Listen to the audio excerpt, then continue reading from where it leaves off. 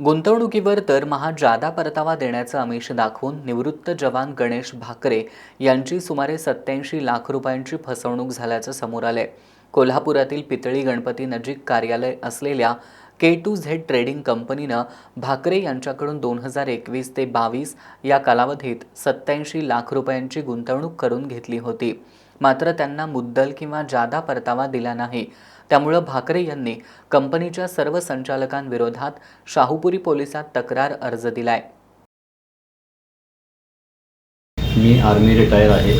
कोल्हापूरमध्ये सुशांत फडणीस, शिल्पा फडणीस, प्रांजल फडणीस, जलील किरणगी, सचिन पाटील, सोनाली पाटील व इतर असे एकूण 20 संचालकांनी K2Z व त्यांच्या संलग्न एकूण 24 कंपन्या चालू केल्या व त्यातून त्यांनी ॲग्रिकल्चर, LCD, शेअर मार्केट व बिटकॉइन च्या नावाखाली जादा परताव्याचे दामदुप्पट परतावे आमिष दाखवून माझ्याकडून 87 लाख रुपये गुंतवणूक करून घेतली व आज तागायत मला परतावाही दिलेला नाही व माझी मुद्दलही दिलेली नाही। मी वेळोवेळी त्यांच्याकडे माझे पैसे परत मागत होतो, पण मला चुकीची कारणे व धमकी द्यायला चालू केली। त्यानंतर माझ्या लक्षात आले की माझी फसवणूक झाली आहे, म्हणून मी Shahupuri police station, SP office व IG ऑफिस येथे तक्रार अर्ज दिलेला आहे।